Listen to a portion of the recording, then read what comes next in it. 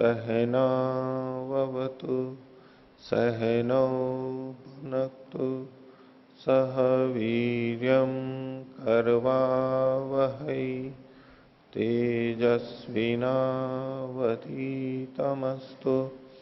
मा विद्विषावहै। ओम शांति शांति शांति। मीमांसा दर्शन की 122वीं कक्षा मीमांसा दर्शन के द्वितीय अध्याय के चौथे पाठ का दूसरा अधिकरण हम देख रहे हैं। इसका विषय था कि भिन्न भिन्न शाखाओं में जो अलग अलग कर्म बताए गए हैं, एक ही नाम वाले एक जैसे, उनको भिन्न भिन्न कर्म भेद माना जाए अथवा उनको समान कर्म माना जाए। तो इसमें हमने पूर्व पक्ष को देखा था। पूर्व पक्ष के कुछ और हेतु बाकी हैं। पूर्व पक्ष इनको भिन्न भिन्न कर्म मान करके चल रहा है, उसके लिए उसने अनेक हेतु दिए हैं। कुछ और बातें आगे देखेंगे। तो पिछले पाठ में से कुछ पूछना है तो कुछ। पृष्ठ संख्या 596, इसमें भाष्य की अंतिम पंक्ति, काम्य पक्षे ही अप्रयोगाद अपि मुच्येत। इसकी जो हिंदी व्याख्या की है उसमें नीचे कोष्ठक में है, अर्थात कामना न होने पर आरंभ न करने अथवा जब तक इच्छा हुई कर्म किया, इच्छा न रहने पर छोड़ देने से भी कर्म से मुक्ति हो सकती है। तो इसमें कर्म को बीच में छोड़ने की भी बात कही है काम्य पक्ष में, किंतु काम्य पक्ष में वहां तो यावत जीवन में सब विशेषण लगेगा तो पूरा करना ही पड़ेगा। हाँ, तो उसमें यावत जीवम भी हमें घटाना है। यावत जीवम शब्द रहते हुए काम्यता देखनी है। तो पूरे जीवन तो करना ही है, इसलिए कभी भी छोड़ दे ऐसा अर्थ संगत नहीं लग रहा है। लेकिन वो चाहे तो करे चाहे तो ना करे, इस रूप में प्रारंभ के रूप में काम्यता देखी जा सकती है। लेकिन जो प्रारंभ करे तो यावत जीवन करे, ये तो वचन के सामर्थ्य से काम्य पक्ष में भी लेना होगा। ठीक है। और आचार्य जी, अभी ये जो यावत जीवम अग्निहोत्रम नाम का जो अधिकरण चला है, इस अधिकरण में जो पूर्व पक्षी का मत है कि जो यावत जीवम अग्निहोत्रम जो होती, इस वचन में यावत जीवन ये कर्म का धर्म है और सिद्धांति मानता है कि ये कर्ता का धर्म है। तो जब पूर्व पक्षी कर्म का धर्म मान रहा था तो उस पक्ष में जो हम देख रहे थे कि पूर्व पक्षी के मत में फिर ऐसा होगा कि वो प्रतिक्षण अग्निहोत्र करना पड़ेगा, उसको जीवन भर पूरा अग्निहोत्र ही करना पड़ेगा और कोई कार्य नहीं होगा। परंतु अन्य जो कुमारिल भट्टा आदि टीकाकार हैं, उन्होंने ऐसा लिखा है कि अग्निहोत्र तो वो सायं प्रातः ही करेगा, क्योंकि यहाँ पर पूर्व पक्षी ने सायं प्रातः काल का जो विधान है उसको बाधित भी नहीं किया और सिद्धांति में उसके ऊपर कोई आक्षेप भी नहीं किया उस विषय को लेकर के। तो करेगा तो वो सायं प्रातः ही, परंतु उस पूरे अग्निहोत्र की परिसमाप्ति पूरे जीवन काल में होगी। प्रतिदिन की अग्निहोत्र की परिसमाप्ति नहीं मानता है पूर्व पक्षी। तो इस तरीके से वो एक अग्निहोत्र मान रहा है पूरे जीवन में, और सिद्धांति के मत में प्रतिदिन का अलग अलग अग्निहोत्र होता है। तो इस प्रकार से सिद्धांति कर्म भेद मानता है, प्रयोग में भेद मानता है अग्निहोत्र के, और पूर्व पक्षी प्रयोग में भेद नहीं मानता है, अभेद मानता है। इस तरीके से व्याख्या किया हुआ है। प्रयोग में भेद क्या, ठीक है, वो एक पक्ष ठीक है। और जो टीकाकारों ने वो असंभव मान करके उन्होंने ये किया है, और ठीक है वो कि अर्थता ही स्वभावता ही सोना खाना पीना तो करेगा ही व्यक्ति। उस रूप में जो दोष दिखाया वो एक अति में जाकर के दोष है। लेकिन अगर शास्त्र के अनुसार यथा समय भी करे वो, तब भी उसका एक ही कर्म माना जाएगा।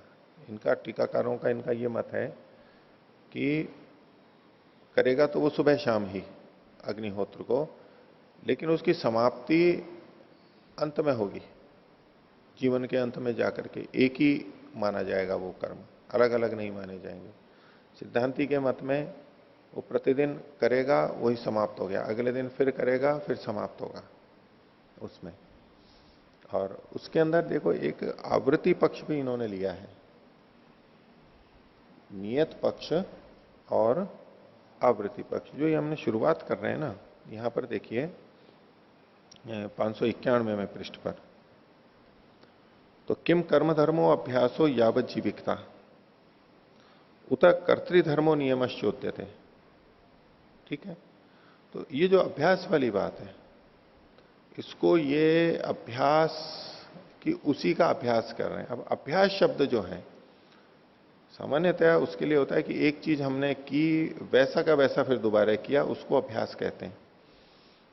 आवृत्ति, अभ्यास शब्द यहां पर आवृत्ति के अर्थ में है। और आवृत्ति शब्द जब हम लेंगे तो एक समाप्त हो गया, फिर प्रारंभ और फिर समाप्ति, फिर प्रारंभ और फिर समाप्ति, इस अर्थ में लेते हैं आवृत्ति या अभ्यास शब्द को, उस अर्थ में लेते हैं।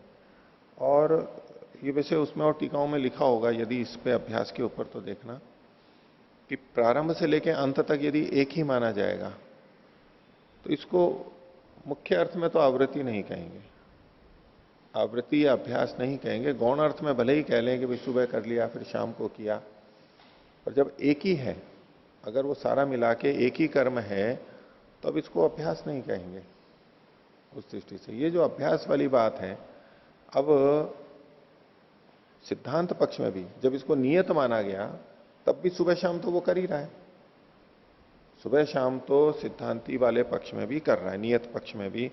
उस दृष्टि से सुबह शाम और फिर आगे तक करता रह रहा है, तो अभ्यास तो वहां भी हो रहा है, नियत पक्ष में भी एक तरह से अभ्यास हो रहा है। लेकिन अभ्यास शब्द इन्होंने पूर्व पक्ष में ही लिया है, कर्म धर्म में ही लिया है।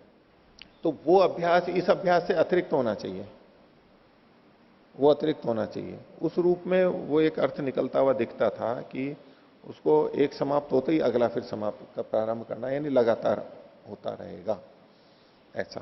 तो ये दो बातें रह गई इसमें, आपकी दृष्टि में अगर उसमें कुछ ध्यान आता हो तो बोलो। आचार्य जी, यहाँ पर अभ्यास इसलिए कहा क्योंकि जो अग्निहोत्र का जो विधान है, जितने मंत्र हैं उसमें और जो विधान किया गया है, उसको तो केवल उतने मंत्रों से हम पूरे जीवन भर अग्निहोत्र नहीं कर सकते। इसीलिए यहाँ पर कहा था, ये 593 पृष्ठ की तीसरी पंक्ति में, तदेतत् प्रदोष परिसमाप्तम अग्निहोत्रम अनभ्यस्य न शक्यते यावत जीवन काले न कर्तुम। मतलब प्रदोष मात्र काल में परिसमाप्त होने वाला अग्निहोत्र यावत जीवन काल से समाप्त नहीं किया जा सकता, इसलिए उसका पूर्व पक्षी के मत में अभ्यास करना पड़ेगा, ऐसा अर्थ निकल के आएगा। अभ्यास का मतलब सुबह शाम ये कर करके फिर पूरे जीवन में उसकी समाप्ति होगी, उस तरीके से ये अभ्यास ले रहे हैं, मंत्रों का अभ्यास। लेकिन उसमें ये दूसरी बात है ना कि इसमें अभ्यास तो नियम पक्ष में भी बन रहा है, नियम पक्ष में अभ्यास नहीं आ रहा हो, क्योंकि अभ्यास शब्द कर्म धर्म में तो इन्होंने लिखा है और यहां नहीं लिखा है। और नियम और अभ्यास यद्यपि पर्यायवाची नहीं है, नियम और अभ्यास पर्यायवाची नहीं है, लेकिन अलग अलग बातें कही गई हैं। तो ये दो अलग अलग चीजें होते हुए भी क्या घटना चाहिए कि कर्म धर्म में तो अभ्यास होना चाहिए और कर्तृधर्म में अभ्यास नहीं होना चाहिए। जिस तरह से कर्तृधर्म में नियम है और कर्म धर्म में नियम नहीं बनेगा, वहां पर काम में बन जाएगा, नियम नहीं बनेगा, इस तरह से। तो ये विपरीत बनना चाहिए, इसकी थोड़ी सी संगति और अपेक्षित है, इसको और विचार करेंगे। ठीक है, इसमें आचार्य जी थोड़ा सा, ये जो अभ्यास है, सिद्धांति के मत में तो अभ्यास मुझे लगता है नहीं लगेगा, क्योंकि वो एक आज का अग्निहोत्र अलग है और कल का अग्निहोत्र अलग है। तो आज जो कर रहा है वो कल वाला नहीं है, इसलिए पृथक पृथक होने से इसको अभ्यास रूप से मुझे लगता नहीं कहना चाह रहे। नहीं, वो भले ही पृथक पृथक है, लेकिन इसे ही तो अभ्यास कहते हैं कि एक दिन जो किया वैसा का वैसा अगले दिन कर रहा है, फिर कर रहा है आगे, तो यही तो अभ्यास है। इसको अभ्यास थोड़ा ना कहेंगे। अभ्यास आप कह रहे हो कि वही जो कर्म है वही आगे किया जाएगा तो अभ्यास कहलाएगा, ऐसे अर्थ में प्रचलित नहीं है अर्थ। एक कर्म पूरा समाप्त हो गया, अब उसके बाद में फिर से वो कर रहा है, उसको अभ्यास के रूप में देखते हैं। ठीक है, इस पर और विचार कर सकते हैं। और कोई? हाँ आचार्य जी, पृष्ठ संख्या 599, हाँ, जो सूत्र का भाष्य है नाम भेदात, तो इसमें जो अंतिम पंक्ति है, कर्म भी ही अपि एवं आदिनाम समानाधिकरण्यम एक विभक्तित्वम च। इनका कर्मों के साथ जो ये शाखाएं हैं, इनका समाधिकरण किस प्रकार से देखेंगे? काठकम कर्म, काठकम अग्निहोत्रम, काठकम अग्निहोत्रम, कालापकम अग्निहोत्रम, ये जो नाम है, पैपलादम पिप्पलादकम अग्निहोत्रम। तो इस रूप में जो सामंजस्य है, इनका समान अधिकरण है, उसको देख रहे हैं ये। जी, ये तो हुआ जी। और पृष्ठ संख्या 603। 603। जी, ये जो कारण बताए थे इसमें जो असक्तेश्च और उसके बाद वाला समाप्ति वचनाच्च, ये दोनों स्पष्ट नहीं हुए। अशक्तेश्च का मतलब यहां पर है कि सब शाखाओं में जो जो चीजें पता लग रही हैं, यहां ये कहा गया, वहां ये कहा गया, वहां कहा गया, उन सब का उपसंहार यानी एक ही जगह पे नहीं कर सकते, एक जगह पे नहीं कर सकते। जैसे कि किसी ने कहा उदिते जुहोति, एक ने कहा अनुदिते जुहोति, तो दो धर्म हो गए हैं उसी अग्निहोत्र के। जी। अब इन दोनों को एक साथ नहीं ला सकते, या तो उदिते करेंगे या अनुदिते करेंगे, उपसंहार नहीं कर सकते कई चीजों का। क्यों नहीं कर सकते? इन्होंने कहा तत्र अनारंभार्थो अनारभ्यो अर्थो विधीयते इति प्रत्यातम भवेत। ये तात्पर्य निकल के आएगा कि जिस चीज को कर नहीं सकते उसका विधान यहां पर किया जा रहा है, जी। और कर्म भेद मानेंगे तो कोई बात नहीं है। ठीक है। ऐसा ऐसा कह करके इन्होंने खंडन किया है। और समाप्ति वचनाच का जो कथन है कि किसी कर्म को करते हुए उन्होंने, किसी ने बीच में ही समाप्त किया है पहले ही, किसी ने आगे चल करके उसकी समाप्ति दिखाई, यानी कुछ कर्मों को करके समाप्ति कर दी कि बस ये कर्म यहीं समाप्त हो गया, कुछ ने और कुछ कर्म जोड़ करके और फिर उसकी समाप्ति की है। तो समाप्ति भिन्न भिन्न हो रही है। तो क्या कि यदि एक ही कर्म होते तो भिन्न भिन्न जगह समाप्ति नहीं होनी चाहिए थी, एक ही साथ समाप्ति होनी चाहिए थी, ऐसा तर्क है। ठीक है। वो इसी में समाप्ति वचनाच्च में जो अंतिम पंक्ति आई है, नहीं तदेव तत्र च परिसमाप्येत अन्यत्र च, इसकी जो हिंदी व्याख्या है नीचे से दूसरी पंक्ति, वह कर्म जहाँ कहा गया है वही समाप्त होवे और अन्यत्र भी समाप्त होवे, यह नहीं हो सकता। तो ये जो आप कह रहे थे बात की अलग अलग समाप्त होंगे, वो इस पंक्ति से तो निकल नहीं रहा ऐसा। नहीं, जहां कहा गया ये थोड़ा सा स्पष्ट की दृष्टि से हो गया, नहीं तो न ही तदेव तत्र च परिसमाप्यते अन्यत्र। तत्र मतलब उस स्थान में, उस काल में, वह कर्म वहां, वहां मतलब जहां भी उसको कहा गया है एक जगह पे, किसी प्रसंग में भी यहां अब इसको समाप्त कर दें, इस क्रिया के बाद इसको समाप्त कर दें, वहां ये अर्थ लेना चाहिए होवे। और अन्यत्र भी मतलब है दूसरी जगह। कहा तो वो भी गया है, कहे तो दोनों गए हैं, केवल कहे की दृष्टि से शायद आपको दिक्कत आ रही है। जहां कहा गया है, कहा तो दूसरा भी गया है, वचन तो दोनों के मिलते हैं, इस यहां पे समाप्त हो और वहां समाप्त हो, अलग अलग जगह पे। तो जहां कहा गया है, इससे ये निकल करके आ रहा है कि वहां का मतलब है तो जहां कहा गया है, और अन्यत्र का मतलब है जहां नहीं कहा गया, ऐसा अर्थ नहीं लेना है। कहे तो दोनों ही गए हैं। जिस क्रिया के बाद में समाप्ति एक जगह कही गई है, दूसरी जगह उससे भिन्न क्रिया के बाद में समाप्ति कही गई है, कुछ और कर्म करके समाप्ति कही गई है। तो एक ही कर्म यहां भी समाप्त हो रहा है और वहां भी समाप्त हो रहा है, ऐसा नहीं हो सकता है। समझ गए? तात्पर्य तो भूल वाला है ना। ठीक है, थोड़ी स्पष्टता कह सकते हैं यहां पर। हाँ, और चलें आगे। तो पृष्ठ संख्या 603 आगे का पाठ देखते हैं। द्वितीय अध्याय का चतुर्थ पाद और दूसरा अधिकरण। पूर्व पक्षी ने जो हेतु दिए हैं इन सबके कर्म भेद के, उन्हीं हेतुओं में आगे और कह रहा है प्रायश्चित्त विधानाच। प्रायश्चित का विधान होने से भी, कैसे प्रायश्चित का विधान है? अलग अलग जगह पे अलग अलग का प्रायश्चित का विधान है, जो कि परस्पर विपरीत पड़ रहा है। कैसे?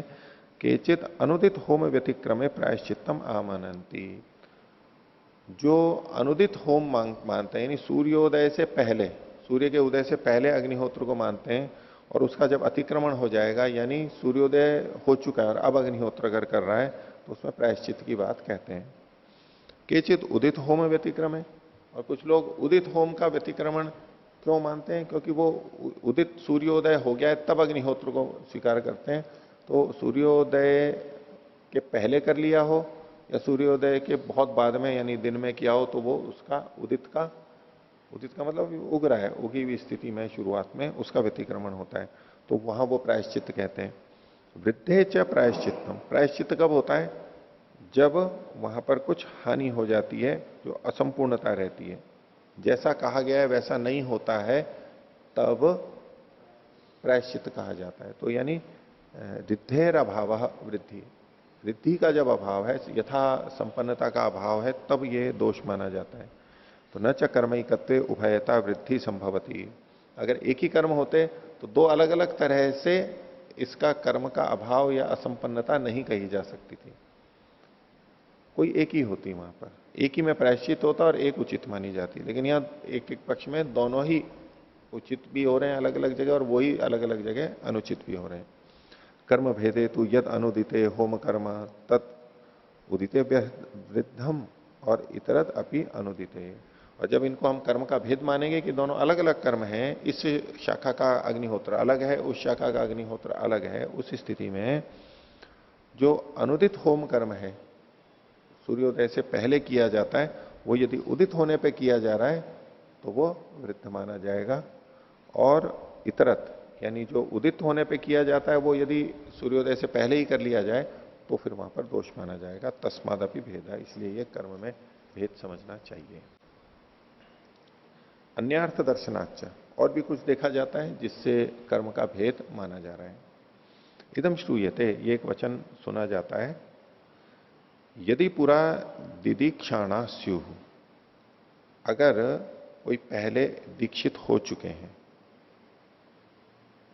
दीक्षा होती है, सोमयाग करते हैं तो उसमें दीक्षा होती है, तो जो पहले दीक्षित हो चुके हैं ऐसे, यदि वैशाम गृहपति गृहपतेर्वा अनुसत्रिणा इति, और जो इनका गृहपति हो, गृह स्वामी हो, यजमान हो वो, और गृह स्वामियों के जो पीछे चलने वाले हैं, उसका सहयोग करने वाले हैं वो भी अगर पहले से दीक्षित हैं, तो ते एनम एव बृहत सामानम क्रतुम उपेयु, तो बृहत साम से उस क्रतु को करे,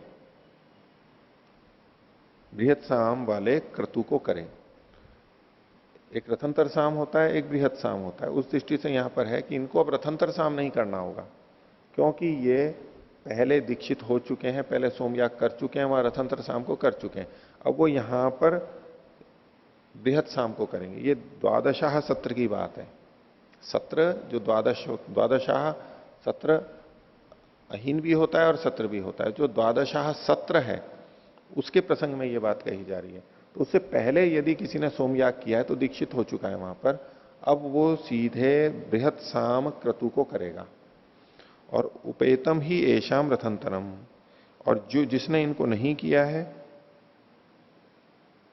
जो अदीक्षित हो, तो वो रथंतर साम वाले क्रतु को करेगा। उसको पहले से करना पड़ेगा, रथंतर पहले आता है। तो नहीं, इसका अर्थ है उपेतम ही एशाम रथंतरम, इन्होंने रथंतर को कर चुके हैं, ये रथंतर को कर चुके हैं, जो दीक्षित हैं वो रथंतर को कर चुके हैं, इसलिए बृहत साम क्रतु को करेंगे। अतः यदि अधिदीक्षाणा, और जिनकी पहले दीक्षा नहीं हुई है, यानी जिन्होंने पहले सोमयाग नहीं किया है, तो वो पहले रथंतर साम वाले क्रतु को करेंगे, वो बृहत साम वाले क्रतु को नहीं करेंगे। ये दो भिन्नताएं बताई। कह रहे हैं इति इष्टवताम अनिष्ट पूर्वाणाम च द्वादशाहे दर्शनम उपपद्यते। जो द्वादशाह है, 12 दिन तक जिसमें सोमयाग किया जाता है, सोम की आहुति दी जाती है, ऐसा जो सत्र है, उसमें ये दर्शन दिखाई देता है कि इष्टवताम और अनिष्टवताम, इष्टवताम अनिष्ट पूर्वाणाम च, जिन्होंने पहले सोमयाग कर लिया है उनका, और जिन्होंने सोमयाग नहीं किया है उनका, ये भेद देखा जा रहा है। यानी कुछ विधान ऐसे हैं जहां जिन्होंने पहले सोमयाग कर लिया है वो ही द्वादशा सत्र को करेंगे, और कुछ में है कि जिन्होंने सोमयाग नहीं किया है तो भी द्वादशा सत्र कर सकते हैं। दो तरह से अलग अलग प्राप्त हो रहे हैं। तो ये दर्शन कब संगत होता है? यदि कर्म भेद, ये अलग अलग कर्म है तो एक कर्मत्वे नावकल्पते, इसको यदि एक ही कर्म माना जाए, समान कर्म माना जाए, सब जगह जहां भी द्वादशा सत्र है वो सब एक माना जाए, तो ये वचन संगत नहीं होता है। क्यों नहीं होता है? उसके लिए आगे बता रहे हैं, कथम तांडे के श्रूयते, तांडे ब्राह्मण में सुना जाता है। वचन है, एशवाव प्रथमो यज्ञो यज्ञानम यज्ञ ज्योतिषोम, जो ज्योतिष्टोम याग है, ये सोम याग का नहीं, सबसे पहला सोम याग है ज्योतिष्टोम, ये यज्ञों में प्रथम यज्ञ है, यानी सोम यागों में सबसे प्रथम है। या एतेन अनिष्टवा अथ अन्येन यजेता, जो इसका यजन ना करके अन्य ढंग से यजन करता है, इसको छोड़ के सीधे दूसरों पे आ जाता है, तो गर्तपत्यम एव तज्जाएत प्रवामीयत, या तो वो गड्ढे में पड़ेगा या मर जाएगा। निंदा है, निंदा है। तो तत्र सर्वत्र स्यात्, ये जो वचन है ये सब जगह होना चाहिए, अर्थात सदा ज्योतिष्टोम करके ही द्वादशा सत्र को करेंगे, ये सबसे पहले कर लिया जाता है, ये नियम सब जगह लागू होगा। तो तत्र अधिदीक्षाणाम द्वादशाहे दर्शनम नोपपद्यते, और यदि ये नियम लागू हो रहा है सब जगह, तो किसी भी द्वादशा में अधिदीक्षित, जो दीक्षित नहीं है वो वहां पर उपलब्ध ही नहीं होगा, आ ही नहीं सकता है। जो भी होंगे पहले से ज्योतिष्टोम को करके आएंगे तो वो दीक्षित ही होंगे। वो वचन जो ऊपर है कि यदि अदीक्षित हो तो ये करे, अदीक्षित हो तो रतंत्र साम वाला क्रतु करे, दीक्षित हो तो रतंत्र साम को छोड़ के बृहत साम वाला क्रतु करे, ये वचन संगत नहीं हो सकता है। अर्थात ये दो भिन्न भिन्न प्रकार के कर्म हैं, एक है जिसमें कि दीक्षित वाले ही कर सकते हैं, एक वो है जिसमें अदीक्षित भी कर सकते हैं। ये भेद दिखा रहा है कर्म का। तस्मादपि कर्म भेद। आगे अथ अपरम लिंग दर्शनम, और भी संकेत मिल रहे हैं। यत पक्ष संहिता मिनुयात कनीयांसम यज्ञ क्रतुम उपेयात। तो यत पक्ष संहिता मिनुयात, ये प्रसंग है, इसके अंदर जो यूप लिए जाते हैं वो अलग अलग पशुओं के आधार पर लिए जाते हैं। एक यूप वाला हमने देखा था, अधिक यूप वाले भी होते हैं। तो ये इन्होंने लिया है 11 यूप जिसमें होते हैं, 11 यूप होते हैं। तो 11 यूप होंगे तो एक यूप तो अवनी आग्नि के मध्य में बिल्कुल बीच में लगेगा, उसके सामने, अवनी के सामने लगता है पूर्व दिशा में, एक तो बीच में लगेगा। अब बाकी के 5 दाईं तरफ और 5 बाईं तरफ लगेंगे यूप, गड्ढा खोद के, और वेदी के किनारे पे जहां वो बाहर बाहर जो सीमा रहती है वहां पर वो लगते चले जाएंगे। अब प्रश्न ये है कि उनके बीच की दूरी कितनी हो, एक यूप से दूसरे यूप के बीच की दूरी कितनी हो, उस प्रसंग में यहां पर कुछ ये वाक्य कहे जा रहे हैं। तो कह रहे हैं यत पक्ष संहिताम मिनुयात, पक्ष के जितने भाग में अगर वो इन सब यूपों को गाड़े, पक्ष का मतलब है जैसे कि शेन याग आदि होती है, शेन चिति होती है, तो उसमें पक्षी की जैसा वो बनाते हैं। पक्ष मतलब उसके पंख, उसमें पंख जैसा भाग भी बनाया जाता है। तो ये जो पंख जैसा भाग है वो जितनी दूरी तक चौड़ा है उतने भाग में बराबर बांट करके 5 इधर और 5 इधर यूप लगा दिए जाए। बीच में तो एक रहेगा लेकिन वो पक्ष तक रहेगा, पंख जहां तक है वहीं तक रहेगा, तो उसके बीच में कम जगह रहेगी, कम जगह रहेगी। और ऐसा यदि कोई करता है तो क्या होगा, कनियांसम यज्ञ क्रतुम उपेयात, छोटे यज्ञ को वो कर रहा है। कनीयसीम प्रजाम, प्रजाएं भी उसकी छोटी रहेंगी, अल्प गुण वाली रहेंगी। कनीयसह पशुन, छोटे पशुओं को प्राप्त करेगा। कनियो अन्नाद्यम, अन्न आदि को खाने योग्य जो अन्न है उनको कम प्राप्त करेगा या हल्के प्राप्त करेगा। पापीयान स्यात्, वो छोटा हो जाएगा, अल्प वाला होगा। अतः यदि वेदी संहिता मिनोती, और अगर वो वेदी सम्मित करता है, वेदी के समान करता है, तब इसमें बड़ी जगह होती है। वेदी का मतलब हुआ कि वहां जो पूरी सीमा है अंत तक, जो घेरा बनाते हैं आगे का, तो चिति तो बीच में है, चिति से आगे भी कुछ खाली जगह रहती है। तो इस कोने से उस कोने तक जो अंश भाग है, ये वाला भाग है, वो पूरा ले लिया, तो ये पक्ष की अपेक्षा थोड़ा बड़ा हो गया, तो उसमें बराबर मान करके वहां पर रख देंगे उनको, तो थोड़ा दूर दूर हो जाएगा ना, ये बड़ा होगा। तो ये भी पक्ष तक यूपों को लगाने की निंदा कही गई है, यहाँ पर पास पास में किया, वहां तो दूर, थोड़ा दूर दूर हो जाएगा, उसको अच्छा माना गया। तो इसमें इन्होंने कहा कि इति पक्ष सम्मान प्रतिष्ठित, पक्ष के समान यानी पंख जितने में सम्मान करे, मान नाप के करे, इसको प्रतिषिद्ध करके वेदी सम्मान से दर्शनम भवती, वेदी पर्यंत उसको उतनी जगह को बराबर बांट के करे, ये यहां पर दर्शन हुआ, उसकी पुष्टि हुई। तत्तु कर्म भेदे उपपद्यते, ये तब हो सकता है जब इसको अलग अलग कर्म माना जाए, नहीं तो इसकी कोई आवश्यकता ही नहीं है। ये पक्ष सम्मित भी किया जाता है, वेदी सम्मित भी किया जाता है अलग अलग जगह पे, और चूंकि ये अलग अलग धर्म है तो ये कर्म के भेद मान करके पूर्व पक्षी बात को रख रहा है। पाक्षिक से वेदी सम्मान से दर्शनम एक कर्मत्व नोपपद्यते। यदि इनको सबको एक ही कर्म माना जाए तो एक कर्म माना गया तो इनको एक ही जैसा होना चाहिए, पूर्व पक्षी का ऐसा कहना है। या तो पक्ष सम्मित होता है या वेदी सम्मित होता है। तो ये जो भेद दिखाया जा रहा है इससे ये कर्म भेद स्वीकार कर रहा है, प्रस्तुत कर रहा है, कर्म भेद हो रहा है।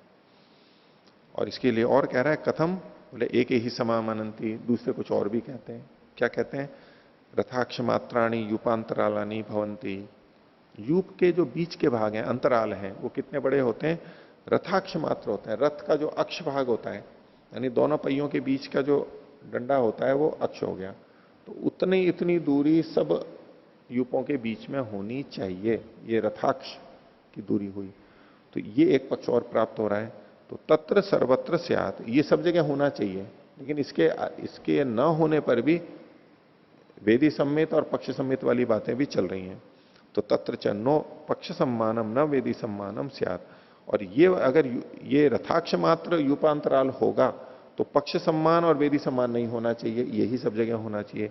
लेकिन वेदी सम्मान दर्शनम नोपपद्यते, ऐसे में वेदी सम्मान की बात भी संगत नहीं होगी। लेकिन ऊपर वाले वाक्य में वेदी सम्मित को स्वीकार किया जा रहा है। तस्मादपि कर्म भेदा, इससे भी पता लगता है ये भिन्न भिन्न कर्म है। कहीं वेदी सम्मित होगा, कहीं अक्ष सम्मित होगा, कहीं पक्ष सम्मित भी हो जाएगा, लेकिन वो निंदा में कहा गया है। आगे अपरंच लिंग दर्शनम, और संकेत कर रहे हैं कि ये कर्म भेद हैं। केशांचित ज्योतिषों में श्रूयते, कुछ ज्योतिषों में ये सुना जाता है, द्वे संस्तुतानाम विराजम अतिरिच्यते इति। विराज जो है ये 10 अक्षर का स्वीकार किया गया है, 10 अक्षर, 10 संख्या वाला। तो जो इसमें मंत्र लिए जाते हैं, स्तुति की जाती है संस्तुतानाम, उनमें 10-10 का भाग दे देते, 10-10 की कुल संख्या गिन लेते हैं कितनी है, और उसमें 10 का भाग दे देते हैं। तो 10 का भाग देने के बाद किसी में 2 वर्ण अतिरिक्त हो जाते हैं। मान लो 40 की जगह वहां 42 है, तो 40 से तो 10 से तो 40 का भाग चला, 2 बच गए, ऐसे कुछ। तो द्वे संस्तुताना विराजम अतिरिच्यते, विराज से अतिरिक्त 2 बच रहे हैं। परेशान तीसरा संस्तुताना विराजम अतिरिच्यंते, और कुछ के मत में विराज से अतिरिक्त 3 बचते हैं। तो ये 2 और 3 का ये भेद दिखाते हुए कह रहा है एक कर्मत्व विरोधा। यदि ये एक ही कर्म होते तो ये परस्पर विरुद्ध दिखाई दे रहा है। नाना कर्मत्व कस्मिश्चित ज्योतिषों में द्वे कस्मिश्चित तीसरा। और यदि भिन्न भिन्न कर्म मानेंगे तो ठीक है, किसी ज्योतिषोम के अंदर 2 बच रहे हैं, किसी भिन्न ज्योतिषोम में 3 बच रहे हैं, तो इसमें परस्पर विरोध नहीं समझना चाहिए। नाना कर्मत्व कस्मिश्चित, ये तो हो गया तस्मात् कर्म भेदायति, इसलिए यह कर्म भेद है, ऐसा पूर्व पक्षी ने कहा। और कह रहा है पूर्व पक्षी, अभी च सारस्वते श्रूयते, ये कोई सारस्वत नाम का सत्र है, बड़ा यज्ञ है, तो उसके अंदर ये वचन सुनाई दिया। क्या? ये पुरोडाशिनस्ते उपवसंती, जो पुरोडाश से आहुति देते हैं, पुरोडाश से दर्श करते हैं, दर्श पूर्णमास है ना, तो उसमें दर्श की बात है, तो वो उपवास करते हैं। और ये सन्नायिना ते वत्सान वारयंती, जो सन्नाई से करते हैं, यानी दूध और घी से मिला, दूध और दही से मिला करके करते हैं, दूध और दही से करते हैं, वो वत्स को वारयंती, वत्स को हटाते हैं। तो 2 भिन्न भिन्न धर्म हो गए, एक को उपवास के लिए कहा गया, एक में कहा कि वो वत्सों को हटाते हैं। तो सन्नाई न इष्ट प्रथम यज्ञ, ये जो सन्नाई है ये कौन होते हैं? जो पहले यजन कर चुके हैं वे। और पुरोडाशिनो विपरीता, जो पुरोडाश से कर रहे हैं ये भिन्न होते हैं, यानी इन्होंने पहले यजन नहीं किया होता है। उभय शाम सारस्वते दर्शनम अवकल्पते कर्म भेदे, इन दोनों का सारस्वत में जो दर्शन देखा जा रहा है, इनकी प्राप्ति यहाँ वचन से दिख रही है, वो तब हो सकती है जब ये कर्म, इनमें कर्म भेद माना जाए, इनको कर्म भेद माने। तो कर्म भेद मानेंगे तो किसी में पुरोडाश वाले होंगे, किसी में सन्नय्य वाले होंगे, इष्टयाजी और अनिष्टयाजी दोनों। एक कर्मत्वे सर्वेशम ज्योतिषोम पूर्वस्य स्यात्, ज्योतिषोम अपूर्वत्वम स्यात्। यदि इनको एक ही कर्म मानेंगे तो ये सब के सब ज्योतिषोम पूर्वत्वम स्यात्, इनमें ज्योतिषोम की पूर्वता ही माननी पड़ेगी कि जो भी इसको कर रहा है उससे पहले ज्योतिषोम को कर चुका है। ज्योतिषोम को यज्ञ कर चुका है तो इष्ट प्रथम यज्ञ वाला हो गया, पहले यजन कर चुका है, तो सारे के सारे सन्नाई ही होंगे, पुरोडाश वाला कोई भी नहीं होना चाहिए। तो तत्र दर्शनम नोपपद्यते, और यदि ऐसा माने कि सब ज्योतिषोम पूर्व वाले हैं, तो ये जो वचन है कि ये पुरोडाशिनस्ते उपवसंती, ये वचन संगत नहीं लगेगा, ये देख उपयुक्त नहीं होगा। और प्रमाण प्रस्तुत कर रहे हैं, ये सब लिंग के हैं, संकेत मिल रहे हैं इससे। अपि च श्रूयते, और कहा उपहव्यो अनिरुक्तः, ये उपहव्य कुछ उपहव्य नाम का एक सोमयाग है, एकाहा है, एक दिन में किया जाता है। तो उसमें कहा कि अनिरुक्तः, उसमें देवता को प्रकट नहीं किया जाता है, अनिरुक्त रहता है, सीधे सीधे साक्षात नहीं बोला जाता, परोक्ष रूप से उसका संकेत किया जाता है, क्योंकि देवता तो लेना होता है तो संकेत रूप में किया जाता है। तो इसलिए इसको कहा अनिरुक्तः, कहा नहीं गया देवता। लेकिन उसके और क्या धर्म है, अग्निष्टोमो यज्ञ, वो अग्निष्टोम संस्था वाला होता है। रथंतर सामा, रथंतर साम का प्रयोग किया जाता है। और अश्वः श्यावो दक्षिणा, उसकी में एक दक्षिणा कैसी होती है, श्याव अश्व वाली होती है, यानी सांवला या काले रंग का अश्व होता है। ये एक किसी शाखा में ये वचन मिलते हैं। परेशान श्रूयते, दूसरी शाखा वालों में क्या वचन मिलता है, इसी के बारे में, उपहव्यो अनिरुक्तः, उपहव्य अनिरुक्त, ये दोनों बातें तो समान है, उपहव्य सोमयाग का ही कहा जा रहा है। लेकिन भेद क्या हुआ, उक्त्यो यज्ञ, इसमें यज्ञ उक्थ संस्था वाला होता है। पहले वाले में अग्निष्टोम संस्था थी, इसमें उक्ते हो गया, भेद हो गया। और बृहत सामा, साम इसमें बृहत हो गया, उसमें रथंतर था। और अश्व श्वेतो रुक्म ललाटो दक्षिणा, अश्व कैसा होना चाहिए, जिसको जो सफेद रंग का हो और रुक्म लाल वर्ण का उसका ललाट हो, ऐसे अश्व की दक्षिणा दी जाएगी। तो दक्षिणा में भी भेद हो गया। तो इसलिए कह रहे हैं, ये आगे पूर्व पक्षी कह रहा है, कर्मैकत्वे रथंतर वचनम बृहद वचनम च अनर्थकम, यदि एक ही कर्म होते तो एक जगह रथंतर कहना, दूसरी जगह बृहत साम कहना, ये अनर्थक हो जाएंगे। तो एक ही होना चाहिए फिर। शाखाद्वय प्रत्ययत्वात् बृहत सामा रथंतर सामा वा स्यात्, अगर भिन्न भिन्न शाखाओं में ये भिन्न भिन्न कर्म स्वीकार किए जाएं, कर्म भेद माना जाए, तो बृहत सामा और रथंतर सामा ये संगत हो जाते हैं। सचायम प्रकृतिता एवं लक्षण का प्राप्त, और जब ये दोनों प्राप्त होते हैं, अगर इसको एक ही मानेंगे तो बृहत साम और रथंतर साम दोनों ही प्राप्त हो रहे हैं। कि वो कैसे, प्रकृति से प्राप्त हो, प्रकृति में ये दोनों की प्राप्ति है, चाहे तो रथंतर साम कर ले चाहे बृहत साम कर ले। प्रकृतिता एवं लक्षण का प्राप्त तथा अकर्मत्वे नाना कर्मत्वे तो अन्यो बृहत सामा अन्यो रथंतर सामा युक्ति युक्तम भवती, क्योंकि इनमें इन दोनों की प्राप्ति तो प्रकृति से वैसे ही हो रही थी, चाहे तो इसमें रथंतर कर ले चाहे बृहत कर ले, बृहत साम कर ले, तो ये तो प्राप्ति थी ही। पर जब इसको भिन्न भिन्न कर्म मानेंगे तब ये कथन संगत होगा कि इसमें बृहत साम होता है और इसमें रथंतर साम होता है। अब प्रकृति से भले ही दोनों की प्राप्ति हो रही हो, विकल्प प्राप्त हो रहा हो, लेकिन यहां विशेष कथन से इस शाखा में बृहत साम होगा, इसमें रथंतर साम होगा, तो ये संगत लग रहा है, इससे कर्म भेद है। तस्मात् शाखांतरे कर्म भेदो भवितुम अर्हति, इसलिए भिन्न भिन्न शाखाओं में कर्म का भेद हो सकता है, कर्म भेद हमें स्वीकार करना चाहिए। तो यहां तक पूर्व पक्षी ने अपने को, ये रुक्म ललाट का एक अर्थ है कि जिसके ललाट पर सोना बांधा गया हो। एक तो है रुक्म जैसे वर्ण वाला, पर युधिष्ठिर जी ने नीचे लिखा है जिसपे हिरण्य का पत्रा बांधा गया हो, ये रुक्म वर्ण का अर्थ है, यही लीजिए।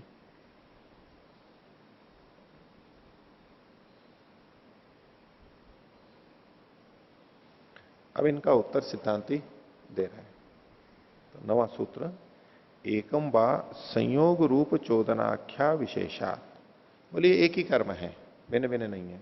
क्यों है, उसके लिए इसने कारण दिए, संयोग रूप चोदना आख्या, इनके अविशेषात, अविशेष होने से, समान होने से, इतनी चीजें समान है इसलिए ये एक ही माने जाएंगे। न चैतद अस्ति, न को अलग कर लेंगे, चैतद अस्ति, ऐ की मात्रा, ये ठीक नहीं है आपका जो कथन था। क्या, यदुक्तम शाखांतरेशु कर्म भेद है, भिन्न भिन्न शाखाओं में कर्म भेद है, ये कथन ठीक नहीं है।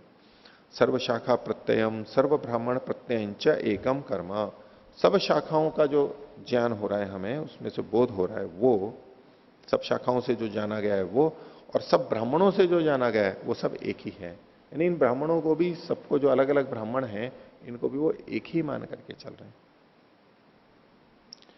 तो लेकिन भेद क्या है, तो बोले अर्थ संयोग, यानी अभेद क्या है, अर्थ संयोग से अविशेषात, अर्थ का मतलब प्रयोजन, प्रयोजन का जो संयोग है उसका अभेद होने से, सबका प्रयोजन एक ही है। जो अग्निहोत्र का प्रयोजन यहां है, उसी अग्निहोत्र का प्रयोजन वहां उस दूसरे वाले शाखा में भी उसी प्रयोजन वाला वो अग्निहोत्र है, यानी इनका प्रयोजन, वो संयोग, अर्थ का संयोग यहां पर समान है। तदेव प्रयोजनम, इसी को अर्थ संयोग, जो संयोग है इसी को इन्होंने खोला पहले अर्थ संयोग, और इसी को खोल रहे हैं तदेव प्रयोजनम उद्देश्य तदेव विधीयमानम प्रत्यभिजानीमा, उसी प्रयोजन को उद्देश्य करके उसी का विधान करते हुए हम स्मरण कर रहे हैं, वहां ऐसे ही दिखाई देता है। आगे रूपम अपि यस्य तदेव द्रव्य देवतम, इनका रूप भी वही है। रूप के अंदर दो चीजें आ गई, द्रव्य और देवता, द्रव्य भी वही है, देवता भी वही है। पुरुष प्रयत्न तादृश एवं चोद्यते, और पुरुष को यानी मनुष्य को यह करना चाहिए, ये जो प्रेरणा है, चोदना है, वो भी दोनों जगह समान है। नामधेयंच विशिष्टम, और आख्या यानी नामधेय समाख्या, वो भी दोनों की एक ही जगह, अग्निहोत्री शब्द से ही दोनों जगह कहा जा रहा है। तेन तदेव कर्म सब सर्व शाखाशु इति प्रत्यय, ये जाना गया कि सब शाखाओं में वही कर्म माना जाएगा। अग्निहोत्र है सब शाखाओं में तो वो एक ही कर्म है। आगे 10वां सूत्र, न नामना स्यात् अचोदना अभिधानत्वात्।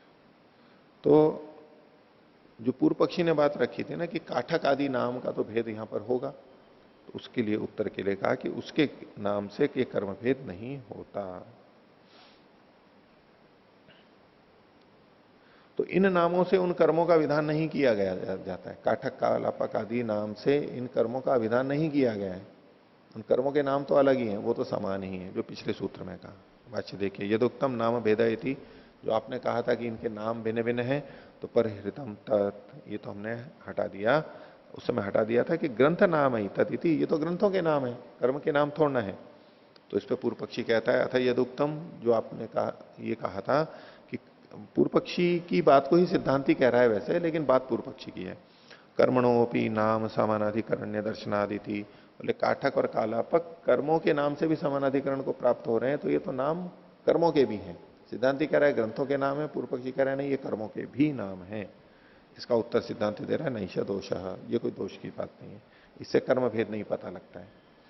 ग्रंथ संयोगात कर्म काठक आदि, ये जो कर्म काठक आदि कहे गए हैं, ये ग्रंथ के संयोग के कारण से है कि उस ग्रंथ में ये कर्म कहा गया है, इसलिए इसको काठक आदि नाम से कहा जा रहा है। न कर्म संयोगात ग्रंथ काठका, कर्म के संयोग से उस ग्रंथ को काठक नहीं कहा जा रहा है कि काठक नाम, काठकम अग्निहोत्रम, तो उस अग्निहोत्र का नाम काठक, चूंकि अग्निहोत्र कर्म का नाम काठक है, इसलिए वो जिस ग्रंथ में आया है उस ग्रंथ का नाम भी काठक हो गया, ऐसे अर्थ नहीं किया जाता है। ग्रंथ का नाम काठक है, उससे कर्म का नाम भी काठक दिया गया है। एक तो पहले इसने स्पष्ट किया सिद्धांति ने। तो पूर्व पक्षी कह रहा है कथम गम्य थे, ये आपने जाना कैसे? सिद्धांति कहता है यत कर्म काठकादि ग्रंथ संयुक्तम, जो जो कर्म काठक आदि ग्रंथों से जुड़ा हुआ है, तत्काठकादि शब्द न उच्चते, वो सब काठक आदि नाम से कहे जाते हैं। पूर्व पक्षी कह रहा है किमतो अपि यत ग्रंथ संयोगात काठकम कालापकम कर्मोच्चते, ये इससे क्या हुआ कि ग्रंथ के संयोग से काठक और कालापक नाम से ये कर्म कहे जाते हैं, इसे निकला क्या?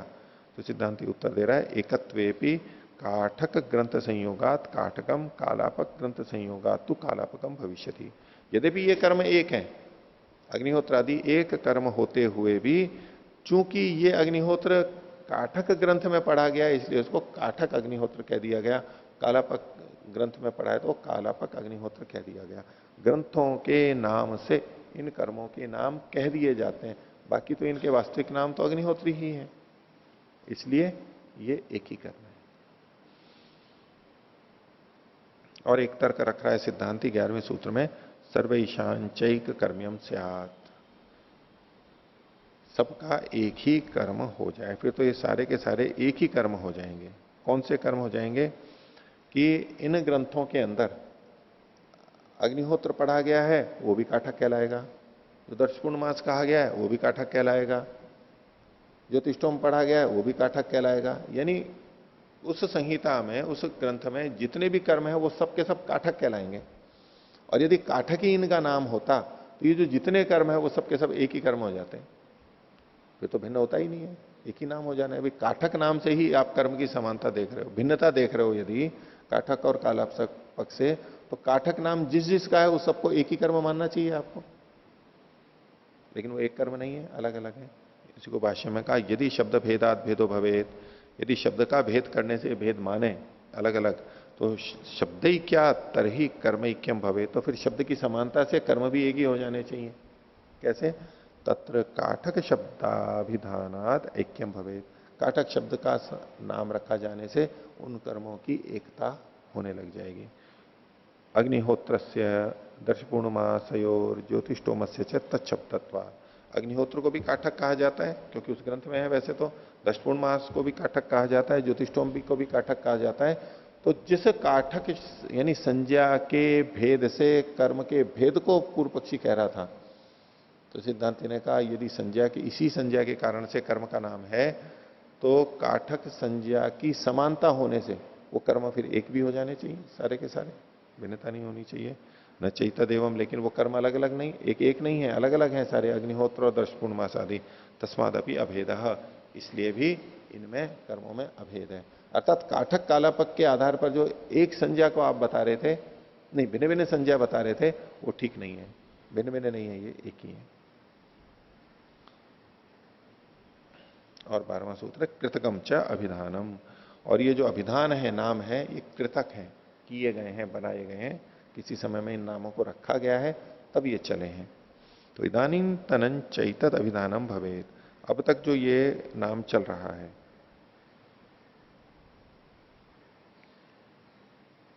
अस्य न पूर्वम आसीत, ये इससे पहले नहीं था।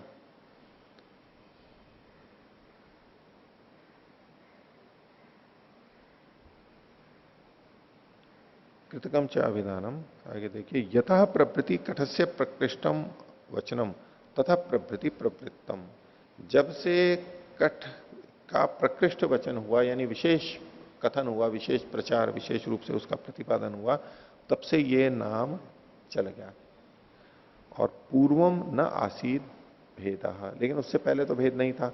इदानीम भेदा इति विरुद्धम, और अब ये भेद है, ये तो विपरीत बात हो गई। यानी कठ के कहने से पहले इसी कर्म को अभेद रूप में देखा जा रहा था, एक ही ने मान लो कह रखा था, अब कठ ने भी कह दिया, तो कठ ने कह दिया इसलिए अब ये कर्म का भेद हो गया, ऐसे कैसे हो सकता है? फिर उसने कहा ही तो है। तो इसलिए कहा कि पहले अभेद था, तो कठ के कहने पर भी ये भेद नहीं होगा, ये वही चीज होगा। और पहले अभेद था और अब भेद हो गया, ये परस्पर विरुद्ध बात होगी। आगे एकत्वेपि परम,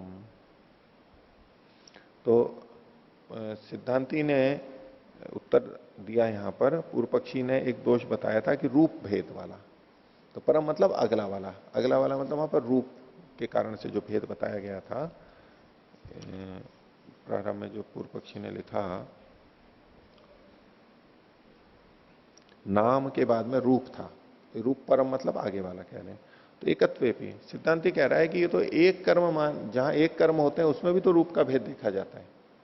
एक कर्मत्वे भी रूप भेदो भवती वचनात्, वचन के कारण से, वचन है तो रूप भेद देखा जा सकता है, वचन से नाती बाहर है। न च वाचनी के रूप भेदे असत्याम अपनी भेद बुद्धौ कर्मणो भेदो अध्यवसीयेत, ये कह रहे हैं वाचनी के भी रूप भेद है, ठीक है, वचन में रूप भेद दिखाई दे रहा है, धर्म के भेद से वहां रूप भेद जो कहा उन्होंने, भिन्न भिन्न रूप दिखाई दे रहे हैं। पूर्व पक्षी ने जो आक्षेप दिया था उसको स्वीकार कर रहे हैं कि हाँ कर्म भेद, रूप भेद वहां पर वचनों से दिखाई दे रहा है, लेकिन वो वचन से है। पर वचन से रूप भेद होते हुए भी क्या विशेषता है? असत्याम अपनी भेद बुद्ध हो, लेकिन भेद बुद्धि नहीं होती है। भेद बुद्धि मतलब एक व्यक्ति ने इस कर्म को देखा, अब वो ही दूसरे कर्म को देख रहा है या पढ़ रहा है, तो उसके मन में ये भेद बुद्धि नहीं आती कि मैं दूसरे कर्म को पढ़ रहा हूं या दूसरे कर्म को देख रहा हूं। उसके मन में क्या बुद्धि आती है? मैं वहां जो देखा था उसी को यहां पढ़ रहा हूं, उसी को यहां पर देख रहा हूं। तो ये जो अभेद बुद्धि होती है, तो कहा कि वाचनी के रूप भेदे, वचन में रूप भेद होने पर भी असत्याम भी भेद बुद्ध हो, जब भेद बुद्धि नहीं हो रही है तो कर्मणो भेदो अध्यवसीयता इति न, तो कर्म के का भेद हमें निश्चय कर लेना चाहिए, ये बात ठीक नहीं है। वाचनिक कर्म भेद हो, वाचनिक रूप भेद हो और बुद्धि में भी हमारे को भेद प्रतीति हो रही हो कि ये भिन्न है, तब तो कर्म भेद मानना चाहिए। वाचनिक भेद होते हुए भी हमें लग रहा है कि ये वही है, ये वही है, तो इसको भेद नहीं मानना चाहिए। आगे विद्यायाम धर्मशास्त्रम, और जो कुछ धर्म का कथन किया गया था कि ये ऐसा करे, उसमें उपाध्याय के लिए जल लेके आए या अश्व की घास लेकर के आए, बैठ के भोजन करे इत्यादि जो वो धर्म थे। बोले विद्यायाम, वो तो विद्या पढ़ते समय के थे, कर्म के धर्म थोड़ा ना है वो। देखिए, अतः यो धर्म विशेषा उक्ता, जो आपने धर्म विशेष बताए थे अलग अलग शाखाओं के, क्या विद्या ग्रहणार्थ सा, वो तो विद्या के ग्रहण के लिए है। न कर्मणः उपकारक, वो धर्म कर्म के उपकारक नहीं है। यदि वो कर्म के उपकारक होते तो आप कह सकते थे कि ये भिन्न भिन्न कर्म है, लेकिन वो तो पढ़ते समय है। कथम गम्यते, कैसे जानते हो, तो श्रुत्यादीनाम अभावात, इनमें श्रुति का अभाव होने से और विद्या संयोगाच न कर्म प्रयुक्त है, विद्या का वहां पर संयोग है, विद्या का प्रसंग चल रहा है, इसलिए ये मानेंगे।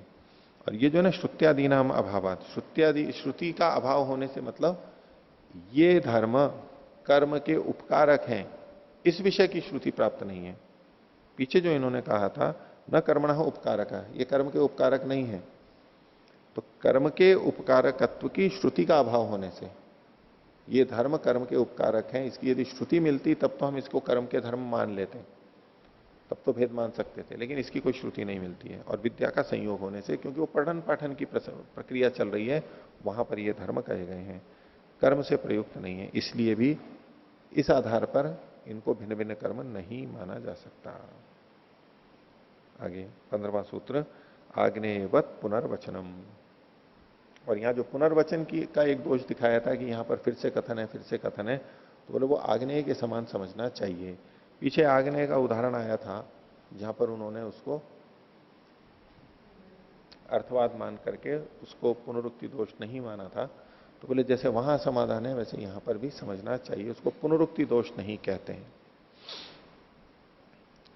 तो देखिए, अथ यदुक्तम, जो आपने कहा था, यथा अमावास्यायाम आग्नेय से पुनरुक्त दोषान मध्यम पक्षो निरस्तः।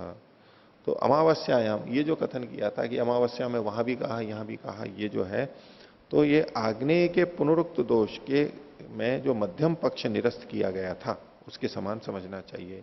एवं अयम अपि तावदेव दोषात कर्मैकत्व पक्षो निरसितव्य, कर्म के एकत्व का पक्ष निरस्त कर देना चाहिए। एतत् परिहर्तव्यम इति आभाषांतम सूत्रम, ये हटा देना चाहिए, ये आभाषांत मतलब केवल दोष दिखाने वाला पक्ष रखा गया है। इसमें इन्होंने पुनरुक्त दोषान मध्यम पक्ष निरस्त, मध्यम पक्ष निरस्त हुआ है। तो ये मध्यम पक्ष क्या है, इसके ऊपर युधिष्ठिर जी ने टिप्पणी दी है कि यहां पर तो दो ही पक्ष थे वहां पर, यानी ये जो आग्नेय वाला पक्ष है 2, 3, 27 और दो ही पक्ष थे, तो उस दो पक्ष में एक ही पक्ष जो था वो खंडित हो रहा है, इसलिए मध्यम जो पाठ सब जगह लिखा हुआ है वो चिंत्य है, विचारणीय है कि ये मध्यम क्यों कहा गया। मध्यम उसको कह सकते थे जब 3 होते और बीच में होता, वहां 2 ही हैं तो उसमें से किसको हम मध्यम कहेंगे, ये एक इन्होंने विचारणीय बात लिखी है। इसकी संगति कुछ ऐसे की जाती है कि वहां पर 3 सूत्र हैं, 27, 28 और 29। तो जो 28वां सूत्र है उसको लेकर के मध्यम शब्द यहां पर संकेतित किया गया होगा, ऐसा समझ सकते हैं।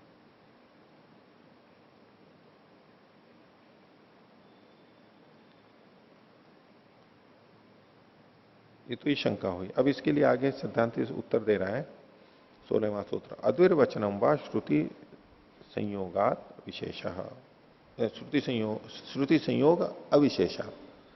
तो अद्विर्वचनम वा, ये दुर्वचन नहीं है क्योंकि श्रुति का संयोग है और अविशेषात, कुछ विशेष तो यहां कथन किया नहीं गया है। कर्म का दुर्वचन नहीं है श्रुति के समान हो, सामान्य होने से। भाष्य, नैव खलु एतद् दुर्वचनम, दुर्वचन नहीं है, दुर्वचन को पुनरुक्ति दोष की तरह देखते हैं, इसलिए यहां पर खंडन कर रहे हैं उसका। स एवं अर्थ पुनः श्रावितो अग्निश्रोत्रादिर बहुकृत्वो बहुभिस्तु पुरुषैहि, तो वह यही अर्थ पुनः सुना हुआ, पुनः सुनाया, पुनः श्रावित अग्निहोत्रादिर बहुकृत्वो, अग्निहोत्रादि जो बहुत करके किए जाते हैं, और बहुभिस्तु पुरुषै, और बहुत पुरुषों के द्वारा किए जाते हैं, बहुत प्रकार से और बहुत से पुरुषों के द्वारा किए जाते हैं, इसके होते हुए भी वो बार बार वही कहा जाता है। न च एको अर्थो बहुविरुच्यमान पुनरुक्तो भवति। एक ही अर्थ वो बार बार किसी मनुष्य के द्वारा, अलग अलग मनुष्य के द्वारा कहा जाता हुआ पुनरुक्त नहीं होता है, उसको पुनरुक्ति नहीं कहते हैं।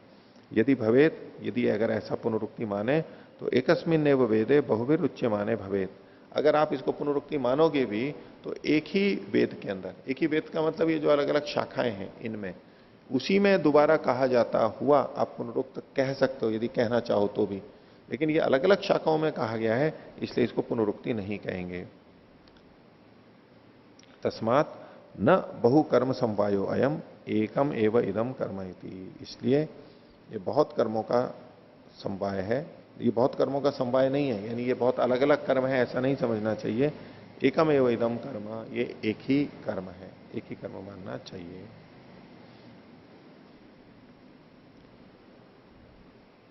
और आगे देखिए 17वां सूत्र, अर्थ असन्निधेश्च, और अर्थ की असन्निधि के कारण से। तो सन्निधि कहते हैं कि उसका संयुक्त होना है, तो संयुक्त होने का मतलब है पूरी तरह से। तो कृष्ण असन्निधि मतलब कृष्ण अर्थ की असन्निधि से, कृष्ण मतलब सब शाखाओं में लगने की दृष्टि से यहां पर कथन किया गया है, ये सब में उपपन्न होता है। कृष्ण अर्थ की असन्निधि होती है, संपूर्ण अर्थ सब जगह नहीं घटता है, इसलिए शाखाओं में भी ऐसी ही बात देखनी चाहिए। इसको एक उदाहरण देकर के समझा रहे हैं।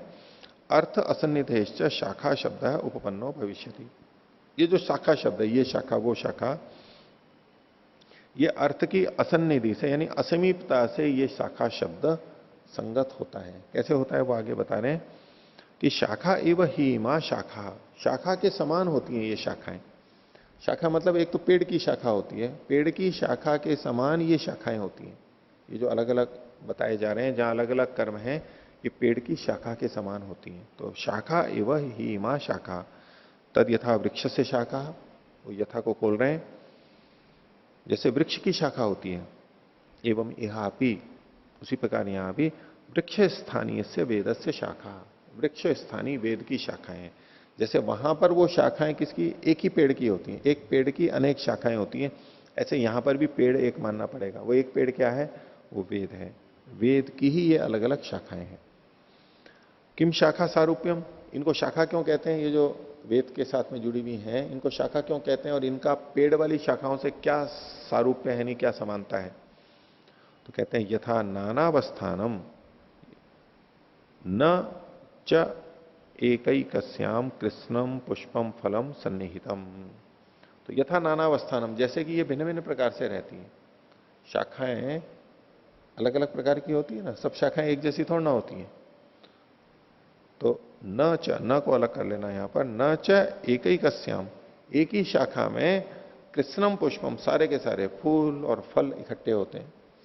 एक पेड़ के जितने भी फूल हों और जितने भी फल हों वो सब एक ही शाखा में हों, ऐसा नहीं होता। फिर दूसरी शाखा हो उसमें भी सारे के सारे हों, ऐसा नहीं होता है। होता क्या है कि कुछ पुष्प यहां होते हैं, कुछ फल यहां होते हैं, कुछ वहां होते हैं, ऐसे। तो इसी तरह से इन शाखाओं में सारी सारी बातें पूरी पूरी नहीं है, कुछ कुछ भेद भी है। एवं इहापि न एकैकस्याम कृष्णम गुण कांडम सन्निहितम, ऐसे ही इन शाखाओं में, वेद की जो ये शाखाएं हैं इनमें संपूर्ण गुण कांड, संपूर्ण गुणों का समूह सन्निहित नहीं है, यानी कहा नहीं गया है, अलग अलग है। तो सूत्र में जो था अर्थ की असन्निधि के कारण से जितना अर्थ है, जितनी वर्णन है, वो सारा का सारा एक एक में पूरा पूरा नहीं कहा गया है। तो न एकैकस्याम कृष्णम गुणकांडम सन्निहितम इति अर्थ असन्निधे शाखा शब्दोपपत्ति। इस प्रकार अर्थ की असन्निधि के कारण से, जो सूत्र का अंश है, अर्थ की चूंकि सन्निधि नहीं है, कुछ कुछ ही बातें हैं, इसलिए शाखा शब्द की यहां पर उपपत्ति होती है, यानी संगति होती है, इसलिए इनको शाखा के कहते हैं। तस्मादपि एकम कर्मायति, इसलिए भी ये एक कर्म है। इस शाखा का देखो अलग अर्थ बता रहे हैं, अलग तरह से अर्थ इन्होंने व्याख्या की है। अब आज हम देखते हैं कि भाई ये अलग अलग शाखाएं हैं, तो बोले शाखाएं हैं तो सब जगह एक ही जैसा होना चाहिए। ये जो एक हम एक ही संस्था की भिन्न भिन्न शाखाएं होती है ना, तो जैसा एक जगह कर्म होता है वैसे ही दूसरी जगह होना चाहिए, क्योंकि वो उसी एक ही की शाखा है, ऐसा हम आजकल प्रस्तुत करते हैं। ये अलग अलग आर्य समाजों में अलग अलग ढंग से यज्ञादि कर्म कुछ कुछ भेद से होते हैं, थोड़ा थोड़ा भेद होता है उसमें। तो ये कह रहे हैं कि शाखा का शब्द अगर लें, एक, एक हेतु अगर प्रस्तुत करें कि वो शाखा है तो एक ही होनी चाहिए, भले शाखा शब्द से तो वो भेद वाली भी होती है थोड़ी थोड़ी, एक जैसी तो कोई शाखा होती नहीं है। तो वो एक अलग तरह से इन्होंने तर्क दिया है, उसको हम इधर पुष्टि के लिए चाहें तो उस तरह से देख सकते हैं, लगा सकते हैं। मतलब इसका उपयोग वहां पर कर सकते हैं, वो उपयोग उपयोग संगत है नहीं वो अलग बात है, क्योंकि वहां भावना तो ठीक है कि सबका एक जैसा होना चाहिए। जब एक ही शैली से हैं, एक ही आचार्य के मानने वाले हैं महर्षि दयानंद के, तो वहां सब जगह एक जैसा होना चाहिए। पर यह एक बहुत स्वाभाविक बात है कि कुछ कुछ भिन्नता होती है। अब यूं तो एक ही वेद की तो ये सारी शाखाएं थी, एक ही वेद की तो शाखाएं थी, फिर इनमें भेद क्यों आ गया? ये उतने अंश में मुख्य चीज को एक रखते हुए थोड़ी थोड़ी चीजें भिन्न की जा सकती हैं, भिन्न भिन्न की जा सकती हैं, उससे मुख्य चीज में भेद हो गया या मतभेद है ऐसा नहीं होना चाहिए। वैदिक धर्म में ऐसी जड़ता नहीं रही है। हाँ, अन्य जगह ये जड़ता है कि जैसा इस जगह वैसा ही उस जगह और वैसा ही उस जगह, और इसको लेकर के वो कहते हैं ये एकता है, ये संगठन है। और उनके संगठन को देख करके हम भी प्रभावित हो जाते हैं कि इनका संगठन क्यों है, इनका संगठन क्यों है, क्योंकि ये सब चीजें एक जैसी हैं, इनकी इनकी उपासना पद्धति एक जैसी है, ये एक जैसी है, ये एक जैसी है, इसलिए उनमें संगठन है। संगठन के कारण तो कुछ और हैं। बाहर से हमें दिखाई दे रहा है कि सब एक जैसे हैं, एक जैसे हैं, इसलिए वो संगठन है उनमें। तो बोले इसलिए हमारी भी उपासना पद्धति बिल्कुल एक जैसी होनी चाहिए, हमारी भी यज्ञ प्रक्रिया बिल्कुल एक जैसी होनी चाहिए, तब हमारे अंदर संगठन आएगा। इस असंगठन का कारण तो कुछ और है। इनको एक कर भी दिया तो नहीं होगा, एक ही झंडा है हमारा तो असंगठन नहीं होता है क्या? तो जैसे कि हमने वेदांत दर्शन में भी देखा, भिन्न भिन्न उपासना पद्धतियां प्रचलित थी। अब ये उन शास्त्रों को या प्राचीन परंपरा को तो जानते नहीं है, ये दूसरों को देख करके कि इनकी उपासना पद्धति एक है, ऐसी हमारी भी होनी चाहिए।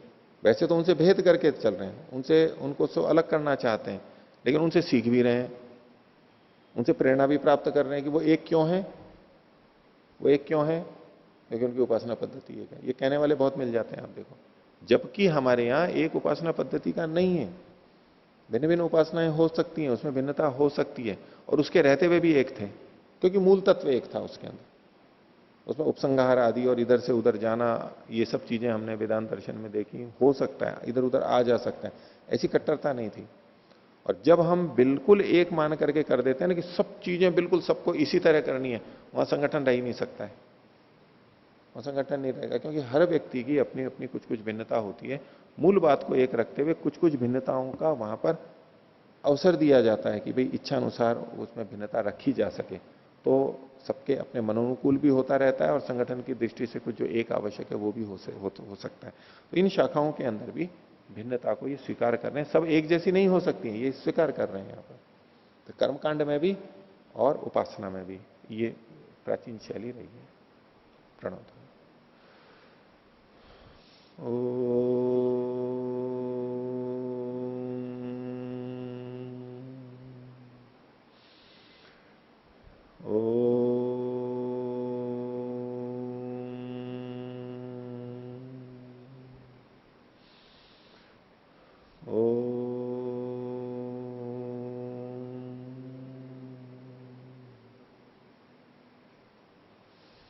सभी को साधारण